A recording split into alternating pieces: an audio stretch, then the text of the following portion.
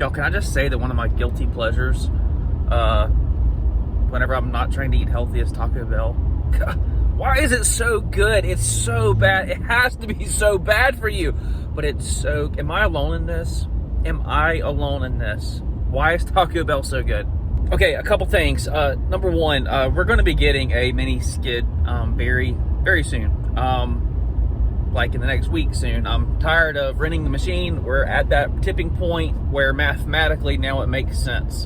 We've had that conversation before, and I've narrowed it down between the Vermeer S925 and then the Bobcat MT100. I would love to have a Ditch Witch. Ditch Witch is what we've been running for 3 years. There's just not a dealer close enough for it to make sense. Anybody who has experience with Vermeer or the Bobcat, leave me your thoughts in the bottom. Don't say Toro, the Dingo. That is not an option for me. Do not say the Kubota SCL 1000. I'm sorry, I ran that thing. That thing is a turd. Absolutely not. I would love, again, I'd love to have a Ditch Witch, but we're going to be looking at either the Bobcat MT100 or the Vermeer. I don't think I'm gonna go wrong with either one. I don't want to skew your opinion either way. I can tell you which way I'm leaning towards on those two machines. But if you run those things, because I'm not talking about you rent them occasionally. I mean like you run them, like you run them, have experience with them. Let me know your thoughts in the comment section.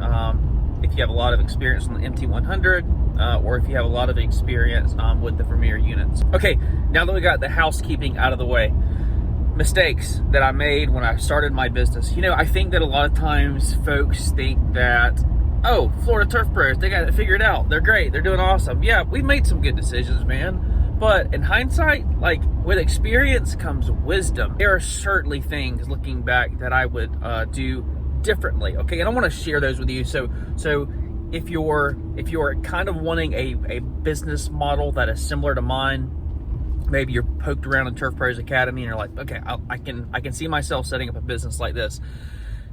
If you see yourself running a business similar to mine, I want to tell you, hey, this is what I tell everybody to do, because this is exactly what I did.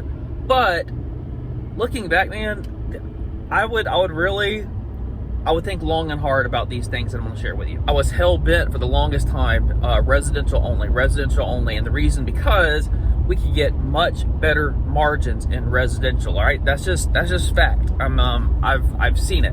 We get higher margins with small residential lawns compared to medium residential lawns and large residential lawns and commercial properties. Small residential has the highest profit margin, period, on a per man hour basis. But I got so focused and so laser tunnel, and probably that's one of the things that helped our business out, honestly, in the beginning. But I got so tunnel visioned on that I completely shut off other opportunities. My thought process was, if I can earn, let's say, $200 or $150 an hour or $200 an hour on a residential property, why in the world would I fill up any of my time with anything less than that? Why would I do commercial? Why would I do commercial work whenever you can get $90? Why do that when I can get $175 or $200 an hour? But with everything, there is a trade-off, okay? Over the years, I have started to value year-round work much more than I used to. We are in a section of Northwest Florida where the grass truly does shut down, and if you do not have year-round properties or year-round contracts, there's not a lot to do during the winter. There really isn't. And while that is great to some extent, like, you know, sorry, like I only freaking go hunting so many times, like, you know, November through February, and then I'm like just twiddling my thumbs, like let's go make some money, right? And I was so against adding commercial work to our accounts because I just did not want to overload us with lower margin work. But now my perspective has changed. If I had it to do over again, I see the value in having commercial work on our books. I would never only have commercial. Just like I would advise you to, even if you have all residential, look really hard at adding some commercial work in your portfolio. It just gives you a little bit of diversification with your services. And typically those are year-round accounts that just pay you all throughout the winter. And even though it might be slightly lower margin work, there really is something to be said for having just secured monthly income year-round. The next thing is I would have fired people a lot faster in the beginning. I think whenever I was first starting, just kind of developing leadership skills, like you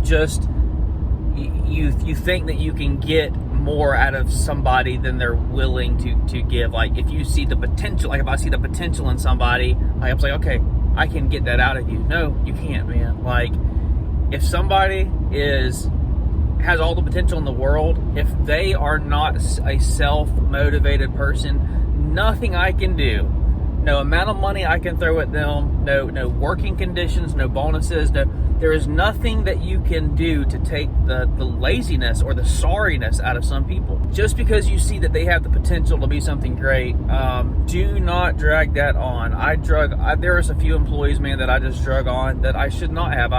And looking back on it now, it was just a growing thing for me, becoming more seasoned. And that is a major mistake that I made in the beginning, was kind of keeping people on whenever they weren't pulling their weight. Next, and I know not everybody's going to agree with this, but it's okay. It's just, it's my experience. I would not have waited so long to have backup equipment, okay? We ran lean in the beginning, man. Like I started out with that 42-inch Hustler Raptor. I worked that thing like a dog, okay? That was very dangerous. Like I had a lot of accounts and like had something like broke, like that was going to be a major problem, right? Then we went to the 36 Gravely, okay?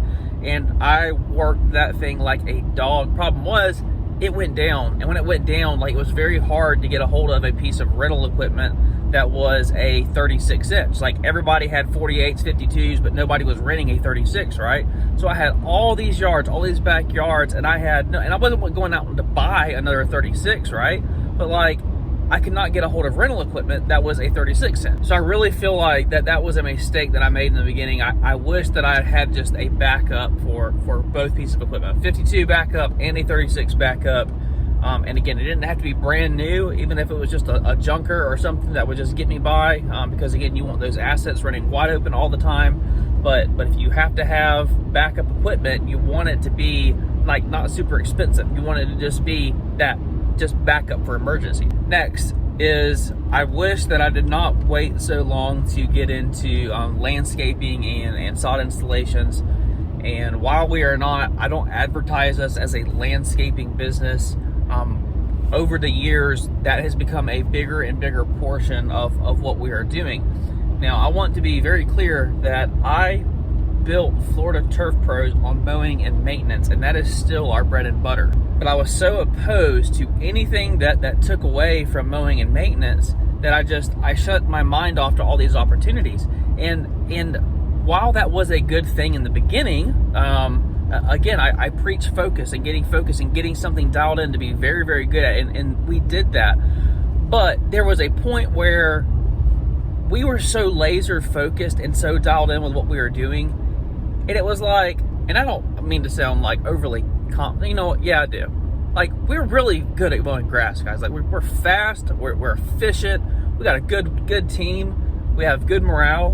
We're good at mowing grass, and we can mow a lot of grass, buddy. But it just kind of gets monotonous, man. And by adding in these landscaping projects, frankly, we're able to double our revenue and just kind of have a little bit of flavor in the day.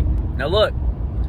Doing the same thing, being monotonous day in, day out, it's not sexy, but it'll make you a lot of money. But on the flip side of that, there kind of comes a tipping point where you're like, man, I kind of want to do something to just kind of keep it fresh, right?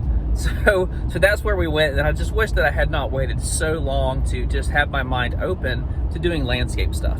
Looking back in your business, what are the mistakes that you feel like you made, things that you would have done different? I mean, it might not even be a mistake. Like, it might have been something that was a strength for you at the time, but now in hindsight, you're like, man, I may have done that just a little bit differently. Those are mine. Y'all have a great weekend. Happy Easter to everybody. God bless.